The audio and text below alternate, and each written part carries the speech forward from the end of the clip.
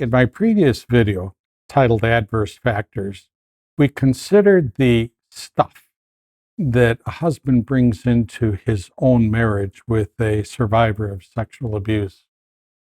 Adverse factors are the perspectives and behaviors a man brings into his marriage that either mimic the events surrounding his wife's sexual abuse or clash with the effects of her abuse. In this video, we are going to begin exploring those perspectives and behaviors, those adverse factors that we bring into our own marriage. How can we identify them? We're going to examine and explore 3 domains. We'll look at our family of origin. We're going to look at the hidden parts of our lives. And then eventually we will look at trauma from our own lives. Let's look first at our family of origin. I want you to imagine a documentary crew coming into your home. One person is carrying all of the equipment for the recording to be able to record everything that is said and to put it into a transcript. The other members of the crew are bringing in lights and camera in order to record visually everything that occurred. Go back to when you were in grade school, middle school, and high school, because we're going to examine the transcripts and video from this documentary crew. First of all, the transcripts. The transcripts deal with the question, what did you hear? Let's go through that transcript and begin underlying often repeated phrases. Every home has them. Let's record or underline raised voices and what was being shouted. Underline any name calling. Examine those words and those phrases. The transcripts are not just words on a paper, but they are recorded in our brains. We still hear the statements. If we examine the transcript more closely, we will even see some invisible scripts. Invisible scripts are the beliefs that we hold that were so deeply embedded from earlier in our life. In order to identify those invisible scripts, it's as though you need to remove yourself from your family of origin, just as a fish would have to remove itself out of the water that surrounds it, and to be able to look back into it. Here's some examples. There are financial invisible scripts. Here would be one. What do you think? Money grows on trees? Here's another one. We can't afford it. Those types of statements become embedded beliefs as a person moves ahead in their lives. Here's an invisible script from my home. It has to do with sexuality. And that is, sex is dirty. Now, I never heard that. But here's the thing. I never heard any conversation about sex. It was hush, hush. What else could be concluded but the fact that it really must be dirty? There's a couple of questions that I have, and that is, what was spoken in your family of origin that you have brought forward into your marriage now? And what you have brought forward, does it build up or does it tear down? Here's an example from my own life, one that I don't like to share, but here it is. The words and tone from my family of origin instilled in me an idea that somehow women are lesser than men. I so regret that impression. And I deeply regret how it was brought into my own marriage in the early years.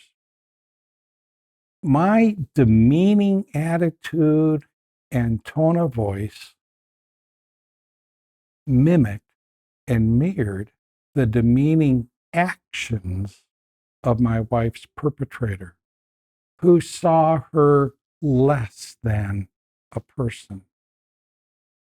Let's look further and look at the video. The video answers the question, what did we see? Just as the transcript is recorded in our minds, the video shows on the screen of our mind. We still see things. What facial expressions do you see from your family of origin? Is there anything flying through the air? Is there anything flying at you? Is it a fist? Close your eyes. Just look for a moment. What's occurring at the dinner table? In the living room? What do you see in the backyard? What does the video show in your bedroom? What's going on in the family car when your dad is driving? What's going on in the family car when your mom is driving or when you're driving?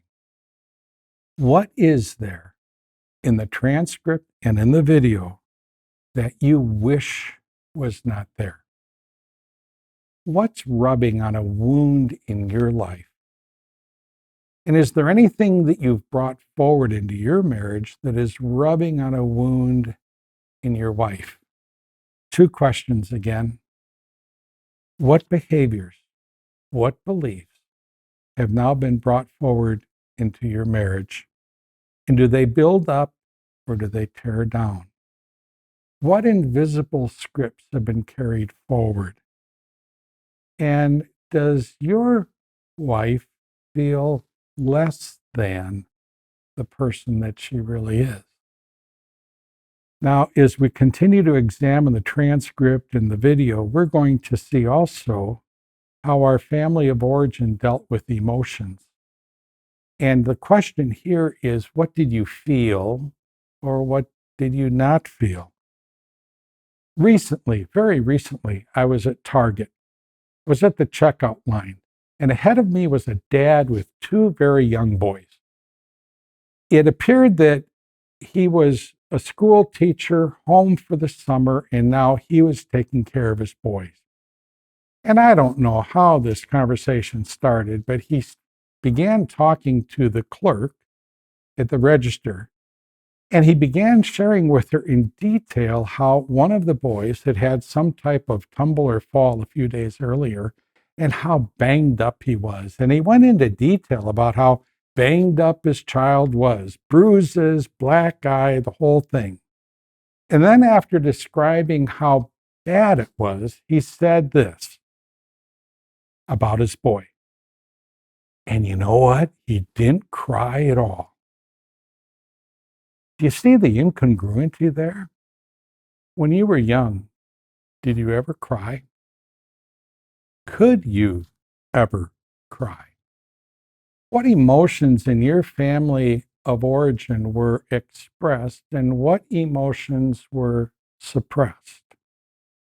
We have been shaped by our Western culture regarding anger and sadness. When a man is angry and he expresses it, we say he's letting off some steam. When a woman is angry and she expresses it, she's sometimes called a derogatory name. If a woman is sad and teary, we accept that. If a man is sad and teary, we think that he's weak. And yet neither anger or sadness are gender specific. Yet they're shaped by our Western culture. In the same way, our emotions are shaped by our family of origin. In my own family, angry outbursts were not allowed. They happened by me, from me, but they were not allowed. For example, I'm told of the time when I chased my older brother around the yard with a garden hoe with every intent to slice through him with that garden hoe. Well, I was obviously punished for that, which was appropriate. But here's the problem. Along with that, I was taught that I was not supposed to be angry. But rather than being taught how to work through my anger in a constructive way, what I heard was that I was not supposed to be angry. So as I grew up, I suppressed my anger. And the outcome was that I was pretending I wasn't angry when I really was angry. I became the sulking husband. And who wants to live with a sulking husband?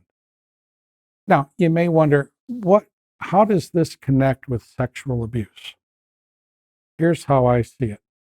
I believe that we can accept the fact that those who are sexual predators of young children are certainly emotionally immature in their own lives.